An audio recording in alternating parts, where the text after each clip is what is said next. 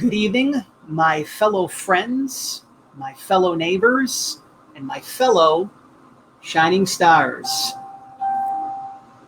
Super excited for our next trolley stop because our next trolley stop is here, and our next trolley stop is now.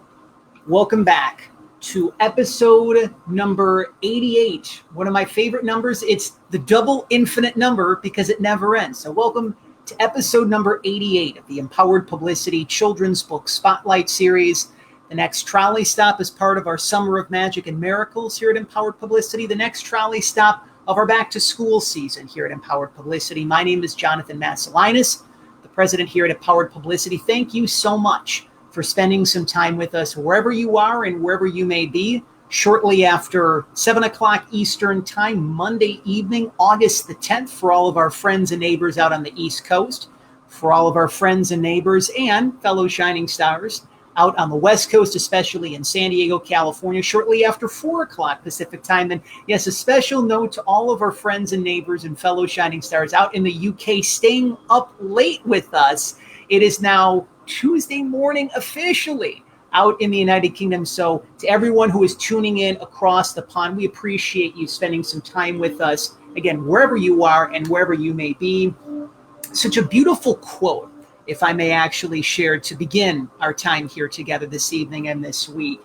No love is greater than that of a father for his son. If you're wondering where did that quote come from, if you're a fan of the Da Vinci Code, Tom Hanks film, of course, the book prior to that, a gentleman by the name of Dan Brown, fantastic author, forthcoming children's author as well in his own right, really sharing what's on our hearts this evening and this week. There are not many relationships more sacred in our neighborhood than that between a father and his son. And no relationship will have a bigger impact on what kind of a man a boy develops into than his relationship with his father. And so one of our newest neighbors from across the pond is here to support dads worldwide amid the current climate by helping them to remember the importance of father-son bonding. So for all the dads out there, for all the grandparents out there, for all the fathers to be, kick back and relax. We're going to be talking about a wonderful new children's book. And even if you're a mother or a grandmother or a teacher, librarian, educator, there's so much magic inside of the brand new release, Jack's Secret Garden. We are really looking forward to diving deep into this book this evening and, of course, talking to the man behind this wonderful new children's book. You can head on over to Jack's official, you can head on over to Matt's official website where you can learn more about Jack and his secret garden. Of course, we're going to be sharing Matt Tandy's official website below so that you can purchase your copy and support Matt with his wonderful journey that he is sharing with children, parents, and families in the UK and around the world. Joining us as our featured guest here this week on episode number 88 of the Children's Book Spotlight Series, children's author Matt Tandy. Matt, we appreciate your free time in joining us here and spending some time with us here in our neighborhood. How are things with you this morning and this week? Pretty good. It's late. Yeah, as a father, I've been up since the very early hours this morning, and it's been a long and very lovely hot day. So yeah, we've been out and about all over the place. So yeah, it's getting late, and I'll be going to bed after this. But so thank you. Yes, with the time difference for those who are actually tuning in this evening and this week, it's a 5-hour time difference from the East Coast to out in the UK. So again, we really appreciate you staying up late with us here, Matt. But this is going to be a magical trolley stop tonight, talking about so many different things, especially the importance of father-son bonding. Before we begin officially, I do want to encourage everyone who is tuning in live this evening, whether you're watching on the Empowered Publicity Facebook page or if you are catching us on the flip side of things. If you're catching us via the replay, the archive of episode number 88 of the Children's Book Spotlight Series at empoweredpublicity.com, or our official Facebook page, or our official YouTube channel. Thank you for these new subscriptions, by the way, to all of you who are new members here at Empowered Publicity, new members of our neighborhood, I should say. We encourage you to be able to share Matt's inspiring story, the importance of father-son bonding, and of course, the message of Jack's Secret Garden here, episode number 88 of the Children's Book Spotlight series at Empowered Publicity. This is such a magical book on so many different levels. And I always, this really isn't a joke that I tell people. I'm very sincere when I share this, even though the experience hasn't happened yet, Matt.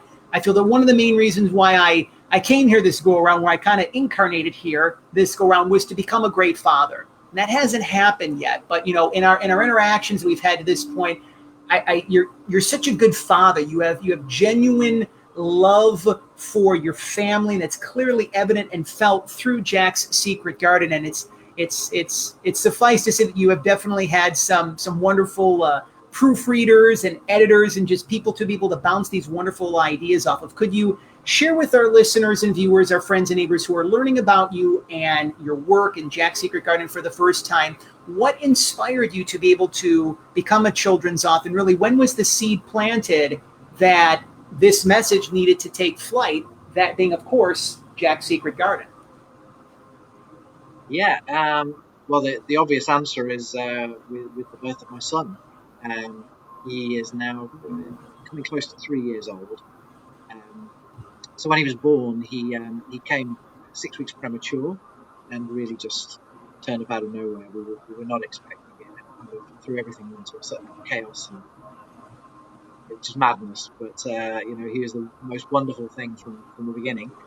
But he had to stay in hospital for about 10 days, and I was there throughout the daytimes. I'd go home at night, and my wife was still there. During the daytimes, I'd spend most of the time with him, so she could get a break and a bit of a rest.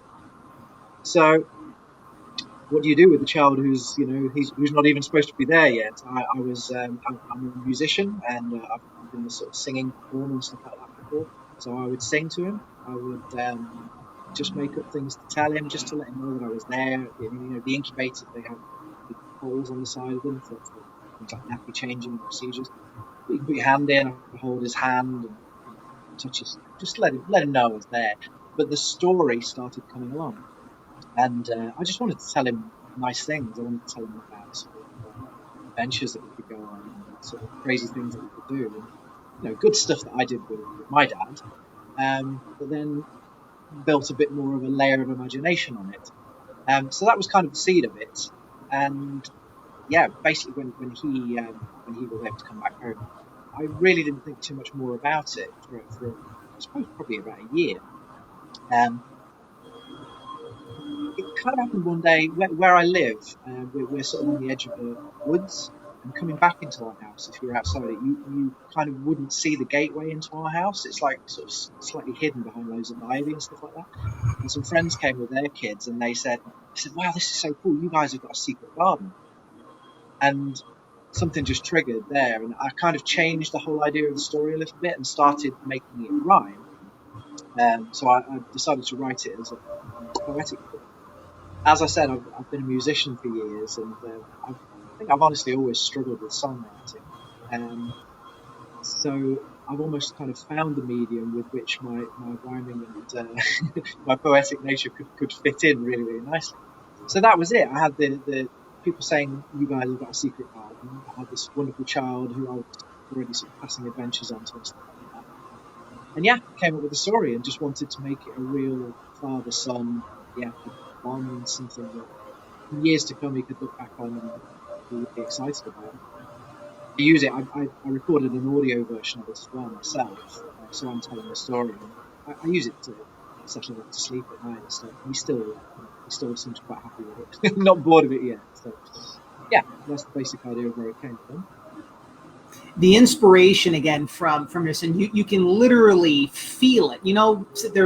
There's times when you listen to a song, if there was an inspiration by someone, if you read a book especially, it's just clearly felt. I'm curious, because one of the things we love to do here at the Children's Book Spotlight series is to be able to peel the veil back, so to speak, and to be able to share the creative process, because obviously, again, there was the seed that was planted. I must write a children's book. It must be called Jack's Secret Garden. Could you share with our listeners and viewers, our friends and neighbors, about the process of creating this? For some children's authors, the book takes a long time. It could take years. You might have to go through, some inner healing to really get to that core message, to really open up your heart so the message can be seen and felt and heard. For some authors that we've interviewed here on the program over the past 2 years, it's like, yep, wrote the book in just a couple of days. It just flowed. It flowed like water, so to speak. So could you share with us a little bit more about the creative process, especially, since you've been having this wonderful relationship with your son, how that all came to life? Yeah, in terms of the creativity, like I said, the seeds were there, and once that secret garden thing came in, I think as well, I'd had like a year of reading children's stories to him. The one particular author, an English one, but she's famous worldwide, is called Julia Donaldson. She wrote The Gruffalo, which is a fantastic rhyming story. So I'd been reading all these rhyming books to him, and lots of hers and lots of different authors as well. So that kind of put me in the frame of mind of, a rhyming one would be nice, because it's just got that nice rhythm, a nice flow to it and everything. In terms of actually sitting down to write it, I suppose I could probably be classed as a little bit of an insomniac. I tend to wake up in the early hours and sometimes can't really go back to sleep. So I find things to do, and I actually sort of sat in bed with my iPad and just started tapping away. And this happened probably over a couple of nights. I would say about 5 hours in total, and I got the first draft of it kind of done with that. It's not a massively long book. It's a short story, so it's only 1,000 words. But I got the bare bones and the basics of it down in sort of, I'd say 5, maybe 6 hours. And then it was a case of just coming back to it and reading through and finding where I could, just look a little bit and just make it sound that bit nicer. And I think as well, when I said I recorded an audio version of it for myself, I think that helped a little bit, because that gave me, it gave it the flow. I've always said when I used to play live music, and I teach kids how to play music, I said the best way to learn a song is to record, because then you have to go over bits, several different times, and that's sort of make sure that things are going to scan properly and stuff. So that was it. Yeah, once I'd done that, it kind of flowed as I wanted it to, and it's just it felt like a natural thing, which is a good thing, because I'm new to this. I'm a first-time author. I didn't really know what I was doing, and to feel that when I'd kind of typed the last sentence and the final line kind of rounds the story up really, really nicely. One of those moments where I just sort of sat back and went, "Yeah, that's actually quite good." Not wanting to blow my own trumpet too much, but I had the feeling that it felt like a good thing. That's awesome, and just the flowing of the book. There's some children's books, especially, that you read, and it's just like when you start, it's like you're I don't want to use the word you're hooked in, so to speak, but it's like, wow, like this is a great adventure. And especially when you tie in imagination, and we're going to be talking a little bit more about that, about how the power of imagination helps to unlock a child's creativity. And for those of our friends and neighbors just tuning in, our featured guest here all the way from across the pond, 5 hours time difference, staying up late for us here this week on the program. Here is our featured guest on episode number 88 of the Empowered Publicity Children's Book Spotlight Series. It's Matt Tandy. We are sharing his inspiring story, the release of his brand new children's book, Jack's Secret Garden. Again, we've got the official website for Jack's Secret Garden, where you can continue this conversation with Matt in the process, and you can place your order for Jack's Secret Garden for all parents and all educators who are looking for a great book for back to school for your little one, for your child, for your student. Jack's Secret Garden is an excellent suggestion, endorsed by us here at Empowered Publicity. One of the things that we also like to be able to do is that, anytime that we're starting something new, or if we're doing something that we're meant to do, sometimes, we have that human element, right? We can have challenges, difficulties, fears, insecurities, obstacles, problems, you name it. You can call it Carl if you want to, Matt. You can just encompass all that into one word, so to speak. And sometimes even the most creative individuals, the most motivated individuals can experience human doubt, human insecurity, just different sorts of experiences. What were some of those, if you feel comfortable in sharing, what were some of those experiences that you had in the creation of Jack's Secret Garden? And then what were some of the things that helped you to get through to the other side of those in the process? If you can talk about that with our listeners and viewers. Yeah. I suppose the barriers were I'd never done anything like this before. Like I say, I have some confidence in creativity and stuff. I've always worked in the musical side of things. So, I've got no sort of problems with standing up in front of people and performing and stuff like that. But yeah, this was slightly different, and it was kind of a bit of a window into my soul and my thought process. And when I got that, I suppose that first draft, first person I sent it to look at was my brother, because we know each other pretty well. We understand each other. He's also an English teacher, which kind of helps. He's a secondary school English teacher. So I sent it to him to have a look at, and he just kind of, my brother's often a man of very few words, so he just kind of gave me a thumbs up, and I was like, okay, that's good. At least didn't give me a thumbs down. So then I picked a few people from my, I suppose it was from my Facebook friends, and people I knew had children, and around about the age group that I thought would be right, and said, look, I'm writing this story, have a look, see what you think. And yeah, generally everyone came back pretty positive. There were a few sort of like, here's what you change, or here you perhaps make something, maybe the intro a little bit shorter, or the main sort of body of it a little bit longer. Yeah, just a few sort of tweaks and things. Yeah, I think that was it. I didn't feel that there were major barriers to it. I felt quite confident that it was something that sounded okay from the start. So I suppose I just wanted to get kind of like the affirmation from people. And once I've got that, I tend to be quite gung-ho about things. If I get a good idea and I think, yeah, there's a great idea, and it's led me to some pretty interesting places in the past. So yeah, I tend to go with my feelings. And I think that it's always important we're being less critical of ourselves. We're being, many of us, especially if, we want things to come out right. If we're an entrepreneur, we're a writer, we're an author, whatever it is that we're doing, we want it to come out just perfect, right? And it's so important to be extra gentle with ourselves along the way, because of course, if you're talking about a children's book, ideally you've got this wonderful, heartfelt energy. The intentionality behind what you're doing is absolutely pure.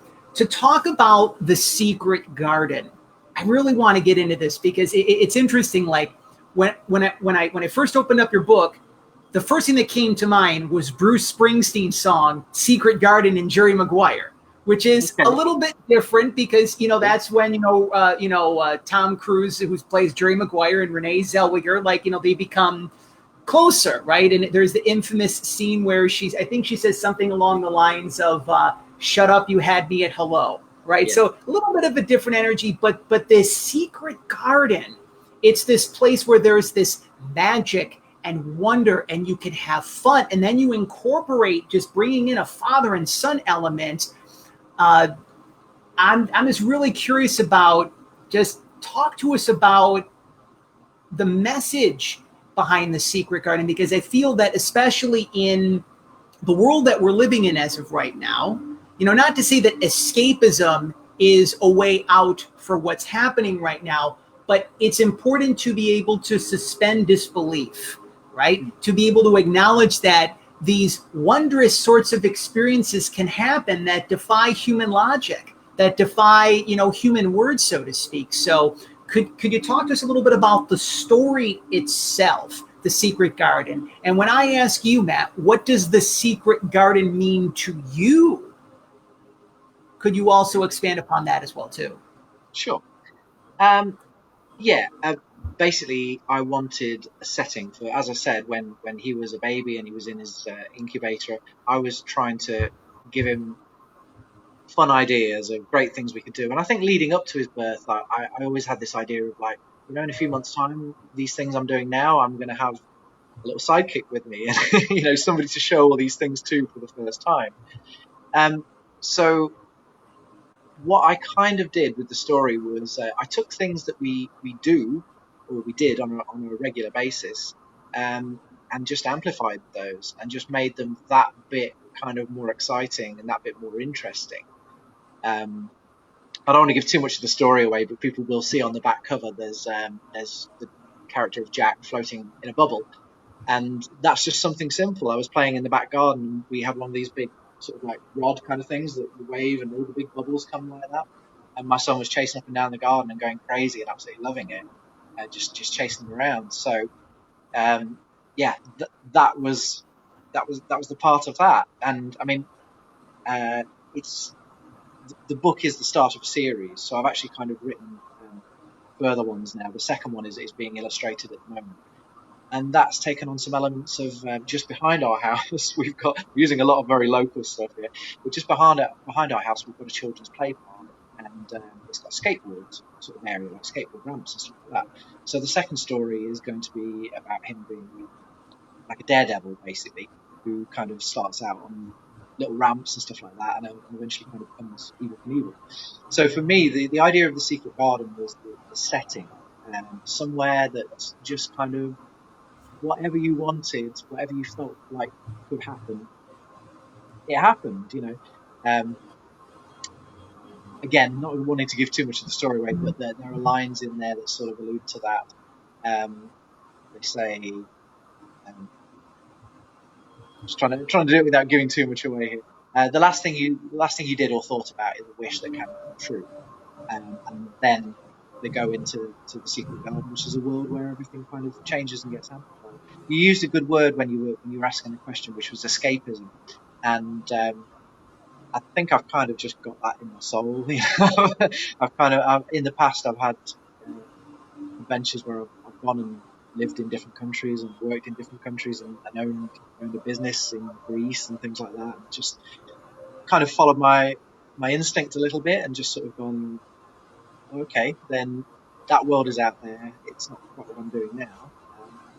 Let's open the door and see what happens. And yeah, sometimes magical things can. And I think that's something I'd really like to instill into him as he's growing up, because not a lot of kids do. Well, I'm probably wrong there. I'm sure a lot of kids do, but you know, we're often told to kind of you live by certain routes. You know, you go to school, you study, you do this, you do that, and it's not always the best for everybody. It's the most. It's definitely the one that you, like I say, the one that you're taught. It's the most traditional route. It's probably traditional is a good word. Most traditional route through life, but who's to say that you can't go and do a few more things? And I think, you know, people who go and do like world travels and stuff like that in between school and university, for example, or school and college, as you refer to America, it's really important to do. So yeah, I just wanted to give that sense of escapism, that what you do day to day is not necessarily what you have to do for the rest of the day. I think that there's a little bit of a difference between the healthy escapism, which is more of the imagination, tapping into that which bridges into your creativity, you know, for children as well as us big kids as well. Again, you know, which we'll talk about. And then there's just the, you know, living in a fantasy land permanently kind of thing. And that's probably not the most ideal thing, at least particularly as of right now. I do want to share, if this is okay with you, Matt, my favorite quote of the book, which I actually mentioned shortly after we first connected, along with two of my favorite illustrations. If I may share this with all of our listeners and viewers, our friends and neighbors. The thing about the secret garden, he said, and Matt, you alluded to this just a few months ago, the thing about the secret garden, he said, is what you do is up to you. The last thing you did or thought about is a wish that can come true. And I want to pause there briefly just to kind of expand upon that. It's such a timely quote right now, because over the past several months, we've been sharing with our listeners and viewers, our friends and neighbors. We've called this the summer of wishes, or I should say the summer of magic and miracles, right? Where really our heartfelt wishes, our heartfelt desires, literally, they're coming true. Things are happening much quicker now than what they used to before. And something that might have taken 10 years can take 10 minutes to happen right now. So to be very mindful about where you're spending your time, how you're leading your life. One of the things I feel that, you know, that COVID has really shared with us is, how do we spend our time? We all have the same 24 hours in a day, We all the same 7 days in a week. So are you choosing to make the world a better place? Are you choosing to bring more love into your life and into the lives of others? Are you choosing to be of service to other people? Or are you doing something that's not, realistically as aligned as that? The choice is up to yourself. As Papa, we'll call him Papa because I love calling him Papa. But what Daddy says, Jack's father in the book, is what you do is up to you. So again, it's kind of like, how you spend your time, that's up to yourself. I have to say this, one of the things that your book really reminded me of, Matt, is the importance of connecting with our inner child. And one of my favorite illustrations in the book, and your illustrator's name, is it Vijesh? Vijesh did a wonderful job with all the illustrations. Holding this one up specifically, Jack and his father they're literally floating in outer space in bubbles. I mean, like, how absolutely adorable is that, right? You can just envision, like, if there's a full moon sky, you're in a bubble, right? The NBA is in bubbles. The National Hockey League is in a bubble right now. Well, this is a more interesting kind of bubble, so to speak, right? And the other illustration that I want to share is the final passage of the book before, of course, where it says the end, where Jack's father is talking to Jack, and it just really signifies this heartfelt message. Jack is getting ready for sleep. It's obviously been a long day. We won't spoil the book, of course, and what actually happens in the secret garden. But this illustration itself talks about, it really shares, it encapsulates the connection that fathers have with their sons. So to kind of get a little bit more into the father-son bond and to share the importance of a father's love for his son, it's a perfect question to be able to ask, especially with right now, where we're at. We're leading into the final quarter of the year. The holiday season is going to be around very shortly. Many people are already doing their part to look into 2021. Many people want to fast forward 2020 and just pretend that it never happened. Another story for another time, I'm sure. But what do you feel, coming from the perspective of a father yourself, coming from the perspective of a children's author and sharing this healthy father-son dynamic, what do you feel is the importance of a father's love for his son? I think it's absolutely massive. I don't want to say who's more important, mother, father, but I think they're both massively important. A father's love, a father can teach a child so much in a different way to what a mother will. I learned a lot of things from my dad, and I do particularly remember, he took me on some fantastic days out. My dad rode a motorbike, so it meant that when we went out, even as a very, very small child, I went on the back of a motorbike, which is amazing. And we'd go to places that he he loved fishing, so we'd go and find these sort of secluded places where he loved to go and do that. So yeah, I learned a lot from him. I learned an awful lot from my mother as well in fantastic ways. It's just a different thing. I mean, it may be different for a daughter and a mother. They sort of might pair up more closely. A son and father might, but then you get sort of a mummy's boy or a daddy's girl. It's a difficult thing to sort of choose which is better. But I think the father's place is actually just as important. And we're getting ready for our boy to go back to nursery in a couple of days. He's not been there for 5 months. So we're both kind of gearing up for that. I think he's probably ready to, and he's probably fed up with us by now. He wants to spread his wings again. But yeah, we're sort of talking about dropping him off and first day of taking him back, because that's, again, you said about living in bubbles. The nursery informs us that each year group is what they call a year bubble. I'm hearing that same language for my job, because I go back and I teach in primary schools. I teach music specifically in primary. So yeah, same thing there. Talking about these year bubbles, and it's an interesting thing. I to be honest, I hadn't really sort of made that connection with it until you said it just now, because I wrote the story a long time before the COVID outbreak. So yeah, bubbles. It's an interesting concept now that we are sort of having to live our lives within them. Government guidelines here. If you're going to see family or certain people, it's people that you share an existing bubble with and stuff. So yeah. suppose I was right on the money. And of course, we also want to give a lot of credit and a lot of love to all the mothers out there as well. Just because we're talking about fathers and sons, we're not here to alienate, mothers or grandmothers or grandfathers. We're here to really shine the light here tonight and this week on the Empowered Publicity Children's Book Spotlight Series and the connection between father and son, because there really is, there's a similar yet a different connection between father and daughter. There's a similar yet a different connection between mother and daughter.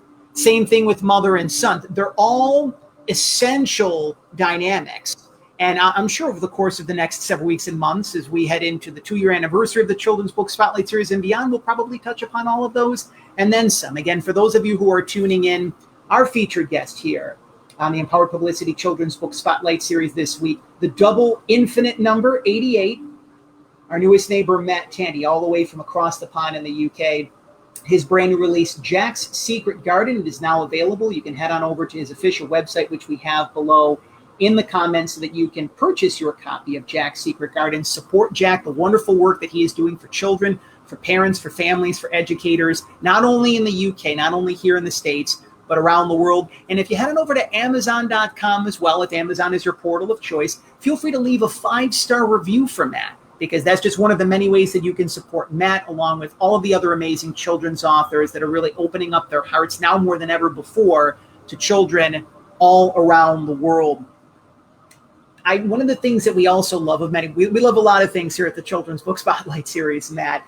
We love to be able to provide useful, tangible information that our listeners and viewers can extract and they can implement into their daily lives. And one of the things that came to mind is that, I was feeling that there were some fathers that were tuning in tonight and this week who are wanting to strengthen the connection that they have with their sons. I feel that, one of the things that we've learned amid COVID, amid the pandemic, is that, we've had a lot more internal time going inward. 2 of the silver linings over the past 5 months have been adults and children have been reading more. So parents have been, been spending more time together this way, and families have become closer together than ever before as well, too. So how do you feel that fathers can learn to strengthen the connection with their sons right now? Spend time together, just wherever you can. I think, just find some interesting things to do. There's a world out there on the internet of like simple things that you can find which can just make all the difference, or just use your imagination. Very, very simple. I've been very, very lucky because of the job that I do. We have in the UK, we've had the furlough scheme, which is basically the job retention scheme. So it's meant that since March I've not been at work, and my wife has had to work from home. So a lot of days it's myself and my son. We're getting up and going and doing things and having sort of like a little adventure either in the morning or the afternoon, depending on the weather. And then maybe the other side of things we'll be in doing something like doing some painting or some colouring or making a little model or something like that. We made an amazing bus. Actually, sorry, my wife made an amazing bus. We painted the bus, me and Jack did. And it was great. So just these little things, just simple things where you get to spend a little time with them and find out how they do things.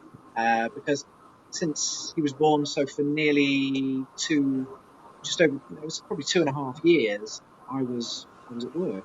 So my interactions were mostly first thing in the morning as I'm rushing to go out to work, or after I come home, sort of like 4 or 5 o'clock, and I'll get a couple of hours with him. Try and make the best of that. So the job retention furlough time has been a gift for me, because I've just had all that time that I could spend and do things that I really, really love. And I love hiking, I love walking. We've got some really beautiful countryside around here. So I try and take him for some little adventure each day, and see what we can find.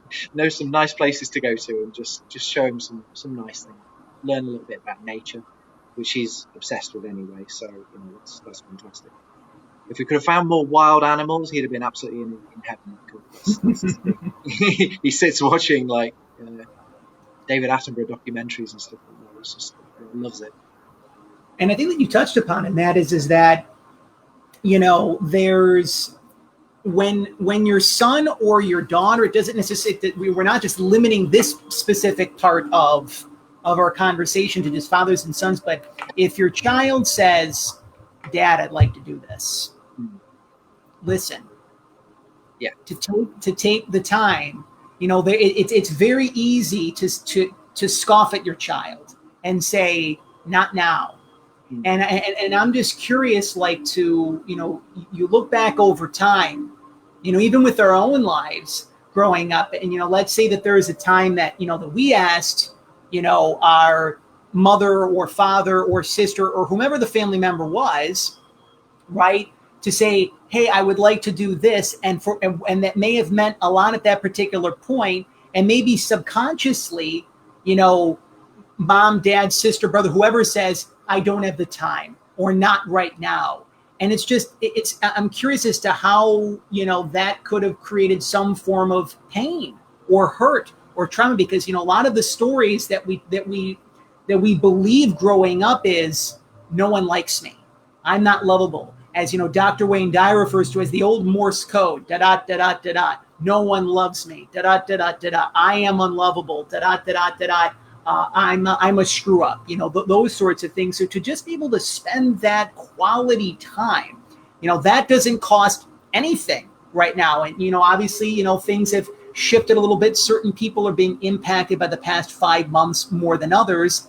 One of the beautiful things about spending time with your little one, as you said, you can go out into nature.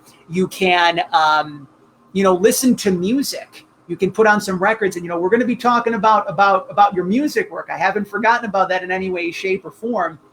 But there's so many different things that you can do with your child, especially for, again, all the dads that are tuning in out there this week on the Children's Book Spotlight Series, to strengthen the connection that you have with your son. Now, this shifts into something that's also aligned with that, but I feel that there might be, again, some dads tuning in and say, all right, well, let's kind of tunnel this a little bit further, Matt. What are some fun ways that you can expand upon, in addition to what you had shared just a few moments ago, some fun ways for dads to not only spend time with their sons, but to bond together with their sons? I would say it's something you said in the last passage, is listen to them. Listen to what they want to do, or listen to what interests them, and then try and find some way to bring that about or to make it happen. As I said, my son's crazy on wild animals, and he absolutely loves dinosaurs. So we've collected like tons and tons of plastic model dinosaurs over the last couple of years. And so just one day I made him a sort of like, I can't call it a replica of Jurassic Park because it was all done in our living room, but I made him a little dinosaur theme park, which was loads and loads of fun, basically, because all I did was just got my phone camera at the end and did a sort of sweep around it like this, my best movie directorial mode. Because that's what he loves. And sit down and reading books with him, even just picture books where he can point to them. He knows all the names. He knows all the names now, and me and my wife have to sort of like look and go, really? He actually knows this? Because some of them we can't even pronounce, and he's saying that he's not even 3 years old. I think just listen and appreciate when they've enjoyed something. And most times they will, as long as you're not sort of beating them with a stick or dragging them out in hurricanes or anything like that. Most of the time, kids will enjoy themselves. They kind of do that. It's true. On their own. Just see what it is that sort of makes fun for them, and then you can revisit that, and next time you can just make it that bit more special for them. And for yourself as well, I think everyone, certainly dads, we know this, right? You're a big kid at heart, and I see mothers are exactly the same. Take the opportunity to kind of revisit your childhood a little bit, and just play with them like you don't care. it's a nice thing to do. We got near the start of the lockdown, we got these little circular trampolines, and I go on there with him once a day, probably, weather depending. And we're always finding, it's just a small, probably like 8 foot by 8 foot sort of circle. But we're always finding some kind of game or some kind of entertainment, and we just end up laughing so much because of silly things that we're doing. So yeah, simple things really. And like I said, kids will enjoy themselves. It's just you finding the right bits. And I'm glad that you touched upon that, Matt, because I feel, one of the themes over the past 2 years that I've shared over time here on the Children's Book Spotlights is the fact that as adults, we can tend to take life way too seriously, right? We've got the infamous to-do list every day. We've got the different things that we have to do, whether it be, take out the dog, take out the trash, cook the dinner, feed the kids, pay the mortgage, and then maybe you just might give yourself a little bit of time for self-love and reflection, downtime, whatever the case might be. So really just the importance of spending time with your inner child, right? We have the inner Jonathan within me, the inner Matt within you, little Matt, little Jonathan, the little Susie, the little Sally, like they're all still inside of us. We just have these adult bodies. We have these adult responsibilities, but life can really become your own secret garden. I think this might be like an endorsement for the book, but like really when you take the time to reconnect with your own inner child, you find that secret garden within you. And Matt's book helps you do that again. So for those of our friends and neighbors, our listeners and viewers who are tuning in, we're beginning to wind down our time with Matt Tandy, the author of the brand new children's book, Jack's Secret Garden, our featured guest here this week on the Empowered Publicity Children's Book Spotlight Series, episode number 88. We have the official website for Matt and Jack's Secret Garden listed below in the comments so that you can continue to interact with Matt. One of the many ways that you can support children's authors is, of course, to purchase their books. It helps them to be able to continue their mission, their heartfelt work for children, for parents, for families. So by purchasing your copy of Jack's Secret Garden, you can ensure that Matt is able to continue to do this amazing, amazing work that he is doing right now and will be continuing to do over time. If Amazon is your portal of choice and you just punch in Matt Tandy and Jack's Secret Garden, be sure to leave a 5-star review if you feel guided to do so in the process as well. The power of imagination, one of the real strong, just fantastic themes in your book. It talks about imagination. We had the opportunities to interview Leticia Ordaz, who is an Emmy-nominated television reporter and anchor from Sacramento, California, KCRA3. And we shared her brand new children's book just a couple of weeks ago, The Adventures of Mr. Macaw. And we were talking about a little bit more about imagination. So it seems that it's still in the air, something we still need to talk about, the message that needs to be shared. Imagination is not just, being in this temporary dream world, so to speak. There really is benefits of being with your imagination, connecting with your imagination, especially for children. Could you talk to our listeners and viewers, our friends and neighbors, about how you feel the power of imagination helps to unlock a child's creativity? Absolutely. Yeah. I think, I mean, this is the whole thing I've alluded to, I think, throughout the book is just, and our conversation is kind of, I think, go out there and do it, the secret garden in the book is just kind of it's a setting, it's something where it goes to, but the real story is kind of in here, you've got to use the tools that you've got, and everyone's got an imagination one way or another, and there's no problem with visiting that and making the best of it, and having a lot of fun with it as well. I mean, I know, me and my brother as kids, we were really, really sporty. We did lots and lots of sport playing, but we would invent sports. He'll laugh if he hears this because some of the sports we invented were quite barbaric, but we, good stuff between me and him. But we would just find things to do. We never ever got bored because I think we kind of bounced off each other a certain amount. And literally, in some of the sports we invented, we would bounce off each other. But if you're a child on your own, you see, children do have that imagination. I see it in. I know you said we were going to talk about it, but in the job I do, I teach kids from 4 up to 11 years old, and I see the way that they, some things that you say to them, they just kind of have this slightly different take on it, and you think like, okay, that's interesting. Yeah, it's really interesting the way you thought about what I was trying to tell you there.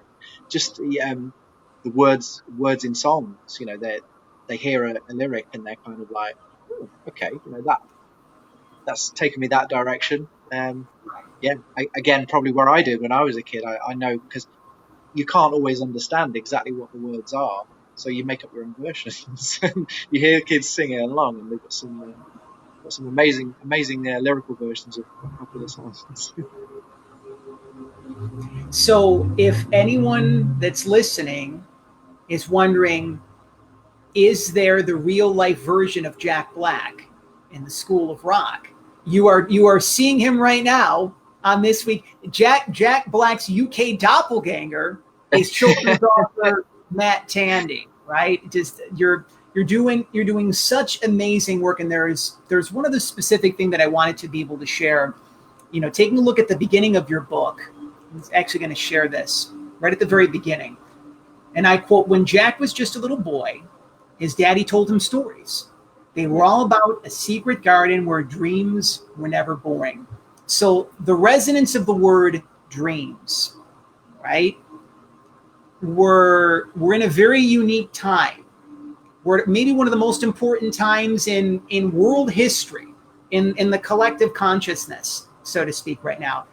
I've been referred to as the world's biggest optimist for a long period of time. I tend to believe that there is something so amazing on the other end of this that, some people might think I'm crazy when I say that, but I actually, any time that there has always been a beautiful thing that has happened in civilization, there was something that kind of happened before to kind of, to kind of clear out the old so that the new could come in. And I think that the messages of dreams are very important. So for all of the children's authors that are tuning in tonight, for all of those that want to become their own businessman or businesswoman, to become an entrepreneur, to start their own business, for those who just have a dream of wanting a better life for themselves, but they believed the stories for a long period of time. Again, the old Morse code that we referred to earlier in our time together here tonight and this week, Matt, what would be some words of inspiration, reassurance, and support that you could share with those of our friends and neighbors, our listeners and viewers, of why it's not only important to hold on to that dream, but to take necessary guided action steps now? No matter where you're at in your life, no matter, quote unquote, what your 5 senses may tell you, why do you feel it's important to hold on to the dream that you have, but also take the necessary guided action steps? I think you've kind of summed it up in your question, to be honest. You're absolutely right. It's all about taking the positive steps. You can, sometimes you would come out with an idea and people would kind of just go, there's absolutely no way. But people have made these ideas realities. It's very, very, well, it's not simple. None of it is simple. But you just got to take the steps, and you've got to think about things in small spaces and small chunks. You've got to think, am I possibly in the right frame of mind or the right position to do that? That's a fairly big obstacle, because people can often kind of find excuses and just say, no, I haven't got time. You've got to make sure that you've got time. You've got to make sure that you can make the time. I think that's a really important thing. And you've got to look to an end point to where you want to be, and you've got to divide it up into just little pieces and think, okay, well, if I do this, then I'll get there, and if I do this, I'll get there. I knew nothing about putting a book together. I haven't really written anything creatively. Music I have, but sort of story creatively since I was in high school. But I've learned, I've found a way to do it, and essentially managed to get my own book together, which feels really, really nice. Every time I see it, and I talk to people like yourself, or Lots of people have been buying it and then sending me photos of their kids reading it and stuff, and that's just amazing. It's such a nice thing to think that the message has gone out there, and they've responded and enjoyed it. At the moment, I've just started. Just last week, I put out a number of books in different parts of the UK. I kind of did a call to action I did a live reading of my story. So I did a call to action and said if people message me with their postcode, like the zip code in the USA, and I will send you a book with some information, some instructions, and you guys can read it, enjoy it, send it on. So there's books circulating in the UK, and I'm waiting for people to start sending me the message of them and what they thought of them. But it's a nice way to sort of get the idea out. So again, just a really, really simple thing. Like, okay, well, how do you increase readership? Say there's 5 books, they might read them, they hand them on. Within a month, I could have a couple hundred readers who probably would have never known about it, stuff like that, and people who'd enjoyed it. And one of the instructions I put was make sure you pass it to somebody who will enjoy it and will appreciate the gesture. And I think that's an important thing. So for yourself, if you have that goal and that dream and that idea, I say, I've lived my life by the idea of going for it and being a little bit gung-ho, maybe too gung-ho in some respects in the past, but I genuinely have enjoyed a lot of things that I've done in this way, and this is another one, and for this I get to take my son along for the ride, and as I said, it's a series of books, and to be honest, the possibilities are fairly limitless of what I can do as long as I can creatively put the story together. You can create a different setting for it on quite a regular basis. So that's what I want to do, and I just want to make sure that they're fun. I want to make sure that they're fun for everybody. And the nice feedback that I've got from it is that kids have enjoyed it, parents have enjoyed it, grandparents have enjoyed it. Can't ask for more than that. Yeah, That's awesome on so many levels. And yes, as Matt has alluded to several times tonight here on this week's all-new episode of the Children's Book Spotlight series, is that there's other adventures that are happening. That Jack will return to the Secret Garden soon as the Daredevil.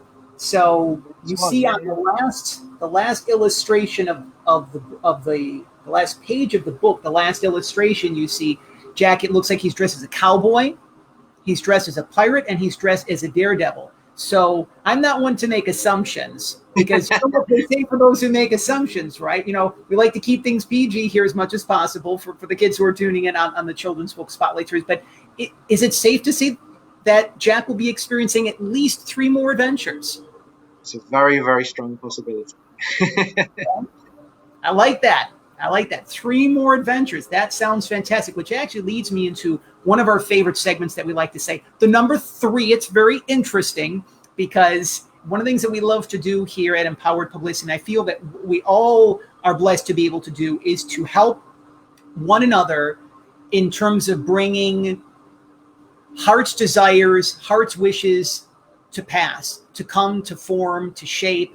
And so, of course, this is now time for one of our favorite segments, the 3 Wishes segment here on the Children's Book Spotlight series. So, yes, man, I am holding up that genie lamp. You're wondering, Jonathan, you got a genie lamp in your office? The answer is yes. Yes, we do have it here in our studios. So these 3 wishes, you have done so much for your family. You've done so much for the children of the United Kingdom across the country, all across Europe and around the world. So you're being given 3 wishes, which I think is absolutely fantastic, because sometimes people come aboard the Children's Book Spotlight series and they say, hey, this is going to be a great interview. We're going to talk about my book. We're going to have a wonderful conversation with Jonathan. And then they get to the 3 wishes and they're like, whoa, things are going to start to get heavy, in the words of Marty McFly from Back to the Future. This is about to get heavy, so to speak, but heavy in a good way. So these wishes, they can be for yourself, Matt. They can be for your family. They can be for your extended loved ones. They can be for the planet. What would those 3 wishes be for yourself, Matt? I would say the first one. I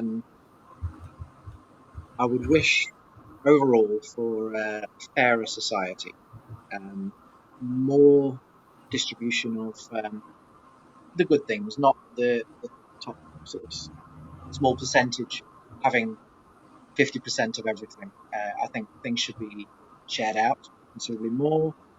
I don't know how that's going to happen. I mean, I read a thing on Facebook. Somebody had put what was his name? The head of Amazon, George Soros. Is that right? Yeah. Yep.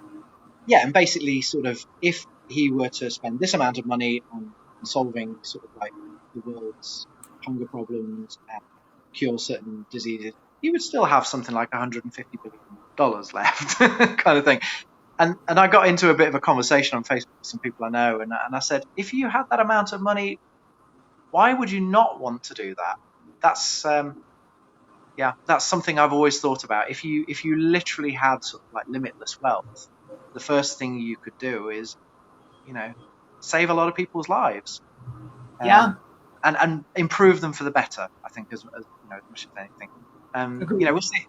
I know there are terrible things happening all over the world, and there's a lot of highlight at the moment on people who are coming to the United Kingdom from mainland Europe and struggling across a quite small stretch of water, but in terrifying circumstances, just to leave awful situations behind and just to feel safe and feel better, and they're bringing their whole families and kids, and it's heartbreaking to see.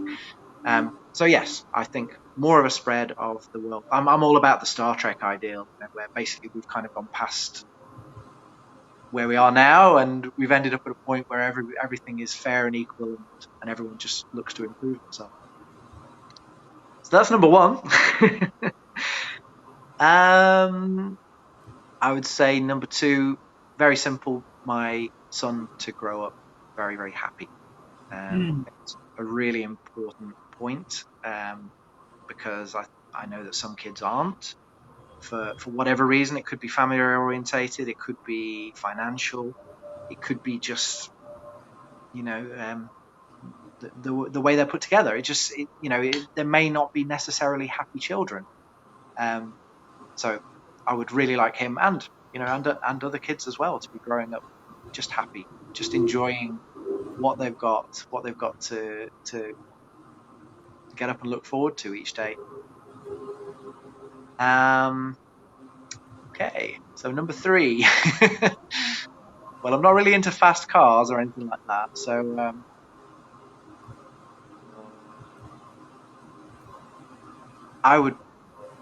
this is an entirely selfish one. I would probably just like to live in a really peaceful and beautiful setting.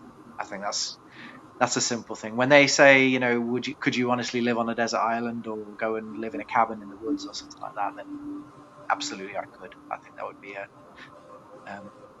that would definitely be me. Well, that's awesome. There's with, especially when we love to give to other people, sometimes we have a little difficulties receiving, or even putting out those what we call the rocket launches of desire, the heartfelt intentions that we want to be able to have. And one of the things is that when we're able to be blessed with more wealth, and I'm not just referring to finances, we can do more good. We can do more good for our families. We can do more good for the planet in the process. It's interesting. I'll actually share a little visual with you. I'm not sure if I've actually done this in the children's book Spotlight series, but one of the things that I envision having whenever I have a house in San Diego is going to have a beautiful pool. But it's not just this, beautiful pool just for a showmanship setting. I envision this will be on the other side of COVID when I share this. There's going to be, how like when you go into a church, there's holy water, right? For those of our Catholic brothers and sisters or friends and neighbors who are tuning in, you know what I'm talking about, right? So I envision that the pool is going to have this special waterfall where it's almost like a healing waterfall. And, people that myself and my partner, whoever she is, whenever she decides to come on in, right, whoever we know that they may need emotional healing or physical healing, they're going to be able to go to the pool and just have this wonderful cleansing experience, this wonderful healing. Like, I don't know what that looks like, but I just put this out there. So some people might be like, having a nice pool with a waterfall kind of thing. Come on now.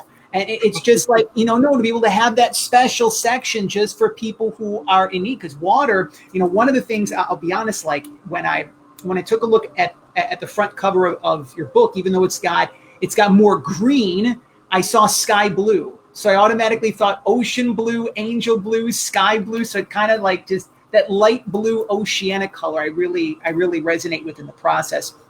One of the other things that we love to do here, Matt, on the Children's Book Spotlight Series, again, of many, is a little tip of the cap to our favorite neighbor, Mr. Rogers. Before he received his Lifetime Achievement Award at the Daytime Emmys, I believe it was in 2000. No, it might have even been a little bit earlier than that. And he did this during several episodes on the neighborhood. He encouraged us. He reminded us to take, whether it be 10 seconds, 30 seconds, or 60 seconds, to remember those who helped love us into being. So there were people, Matt, I'm sure, that came across your path, that lent a helping hand when you needed it, who maybe saw more in you. They saw that divine spark. They saw that in you before maybe even you saw it within yourself. We want to take the time to recognize those people who helped love you into being. Who would some of those people be, Matt, if you'd like to share those names and those people, those beautiful hearts with us tonight and this week? Well, obviously my family, my mother, father, and my brother, big time. Each one of them in their own ways, for what they've done, and what they still are to me, definitely. My wife and my child. I'm sticking very close with the family ones first of all. Yep. Yeah, because when I met my wife, I was in a somewhat of a good situation, but I'd also just been through a very, very difficult situation. And we met at a really, really great time, and I think it just sort of helped a lot of things along the way. And a very old friend of mine called Liz, who really, really helped me out at that particular hard time, and I will always have thanks for her for that. We want to take the time to recognize all of those wonderful individuals, Matt, and to take the time right now. And Matt and I will keep the time. Let's just take 10 seconds, just a little pause here to just remember those that helped love you into being, that helped you go and move through a challenging time. Because whether they're with us still in the physical or they're up in heaven, they're definitely smiling wherever they are, knowing that you're taking the time to think about them right now. So let's just take a couple of brief moments and remember those who helped love us into being right now.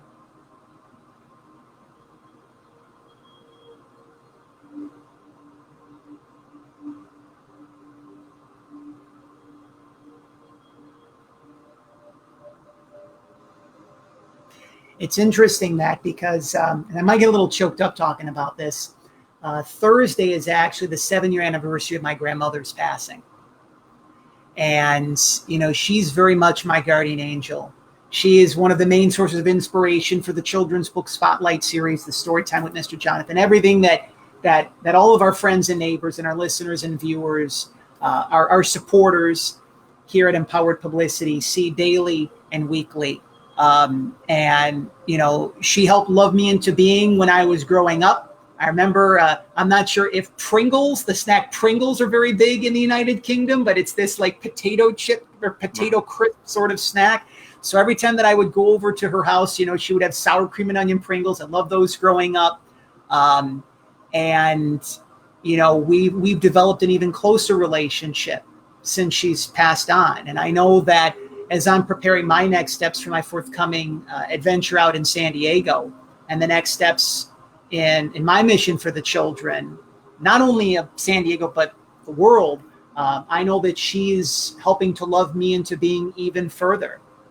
And this is just one of the things that Matt and I, we encourage all of you. You don't just have to do this every Monday night, to take that 10 seconds every day, to pause. No matter if you have the to-do list, you got to do stuff for the kids, to just take that 10 seconds, maybe even more, 30 seconds, 60 seconds. Remember those who helped love you into being. This has been an incredible time here today. There's so much love I feel so much love. I feel that we've talked about the father-son bond, but somehow we've created a more heartfelt bond with ourselves in the process. And that's such a good feeling here on episode number 88 of the Children's Book Spotlight series.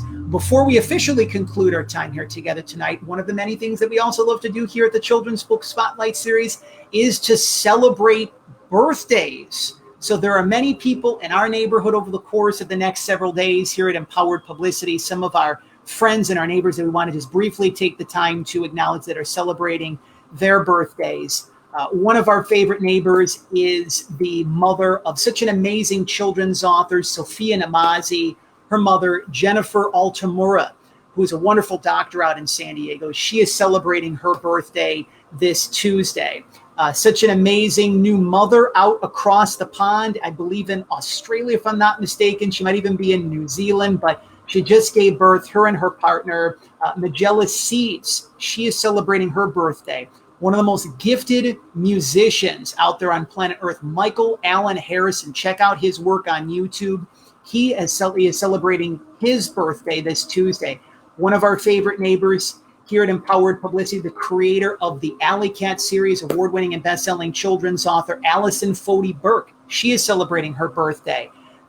One of our favorite neighbors, he's a fellow Mr. Rogers aficionado. He is the host of the Mr. Rogers Tribute Podcast. Welcome to the neighborhood.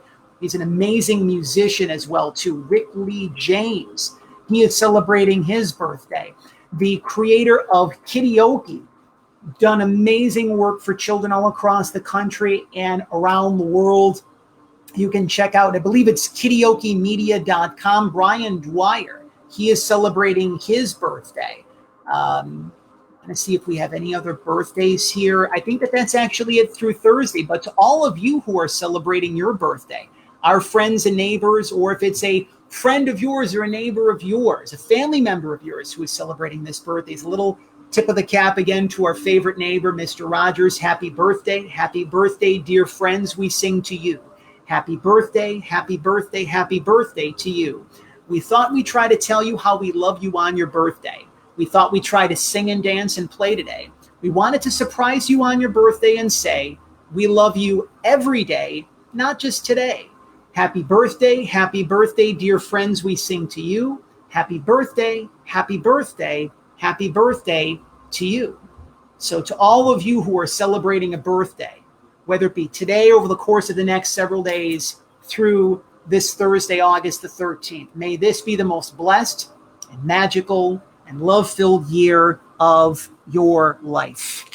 A few other brief housekeeping things before we officially conclude episode number 88 of the Children's Book Spotlight series. Since, of course, this past week we've been spending a lot of time in our imagination and out in the virtual world in the United Kingdom, a special hello to one of our favorite neighbors, the creator of the Jackson superhero children's book series, Jackson Saves an Owl, episode number 16 of the Empowered Publicity Storytime with Mr. Jonathan. It is now available, of course. Darren Garwood has done amazing work for the children, the parents, the families in the United Kingdom, as well as across Europe and around the world. His son, Jackson, was actually born with Krabbe leukodystrophy, Krabbe's disease. He wasn't expected to live beyond the age of 2. And little Jackson, I believe, is actually celebrating either his 5th or his 6th birthday within the next couple of days. So again, we talk about such wonderful things, including the message of helping others. Mr. Rogers' valuable lessons on helping others. So that is now available. We're looking forward to our next trolley stop, which is this forthcoming Thursday evening, August the 13th, special day, 7 o'clock Eastern, 4 o'clock Pacific. One of our favorite neighbors, one of our featured children's authors here at Empowered Publicity, Dr. Anthony Manna.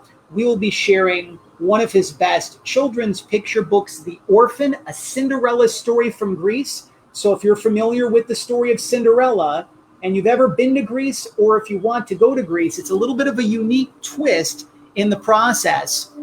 We're going to be sharing this magical book. Here's just a little brief preview. A cruel stepmother, a tiny blue shoe caught in a sticky mix of honey and wax, and a lovesick prince.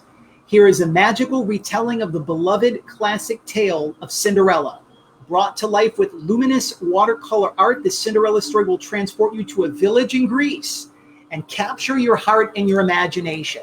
So we will not only be sharing The Orphan, a Cinderella story from Greece, but we will also be sharing Mr. Rogers' valuable lessons on make-believe and on wonder, which of course are very important messages for our children right now, as well as all of us. Remember, us big kids in the process. And then after that, friends and neighbors, we're going to be taking a little bit of a break to enjoy the rest of the summer. We are going to be returning back with all new episodes of the Storytime with Mr. Jonathan on Thursday evening, August the 27th. So just a little 2-week break. We've been sharing some wonderful things over the course of the past several months, and just we're taking a little R&R time to prepare for our next steps out in San Diego. And then, of course, we will be returning with all new episodes of the Children's Book Spotlight series.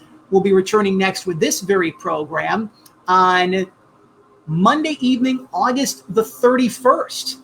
One of our newest neighbors, such a very gifted children's author from New York City. She's an amazing educator as well, too. Yobi Chu will be joining us to share her brand new children's book, Our Lunar New Year, Celebrating Lunar New Year in Asian Communities. We're going to be talking about the importance of celebrating diversity in children's literature. And so many amazing things lie ahead, especially in the month of September, as we will be celebrating the 2-year anniversary of the Empowered Publicity Children's Book Spotlight series. All of your support has meant so much to us over the course of these past 6+ years, and 2 specifically with the Children's Book Spotlight series. So if you are a children's author, if you are a children's illustrator, and you would like for us to be able to share your inspiring story, if you would like to appear as a featured guest in the Children's Book Spotlight series to share the release of your brand new children's book, just like Matt did this evening and this week, you can connect with us at empoweredpublicity.com. You can also connect with us via any of our social media platforms on Facebook and Instagram at Empowered Publicity, and Twitter at Empowered_PR. If you are a children's author or a children's illustrator and you would like for us to share your brand new children's book on the Empowered Publicity Storytime with Mr. Jonathan this fall and leading into the holiday season. Yes, the holiday season is just around the corner. You can, of course, connect with us at Empowered Publicity and see how we can be of service to you in the 7th year of PR from the Heart.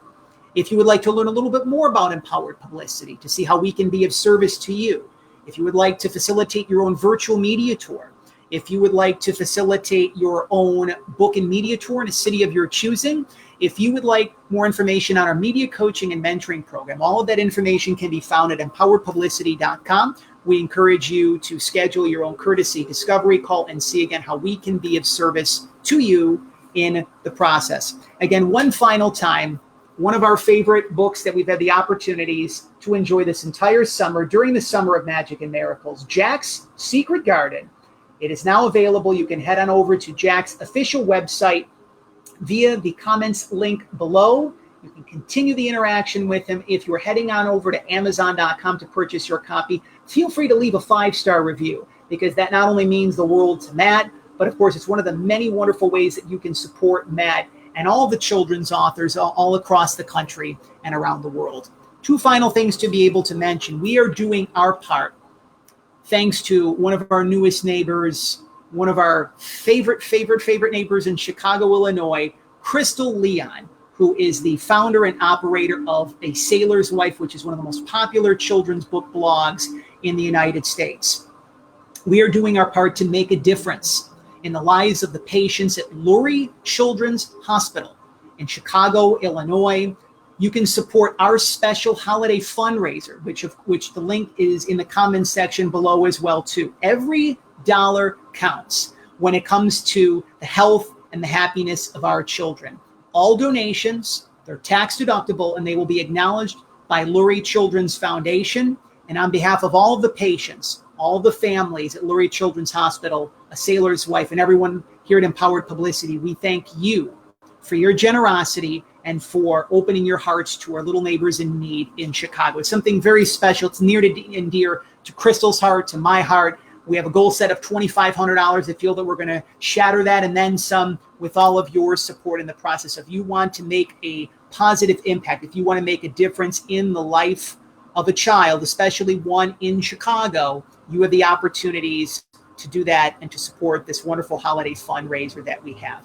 Let us not forget the message of this guy right behind us. Even though, we're headed out to San Diego shortly, he'll be with us. He's with us wherever we go. Mr. Rogers reminds all of us, reminding the children especially, he did this for many years on Mr. Rogers' Neighborhood, and he's doing this right now as well too, to remember that you are perfect, you are whole, you are healthy, you are complete just the way that you are. That I like you just the way that you are.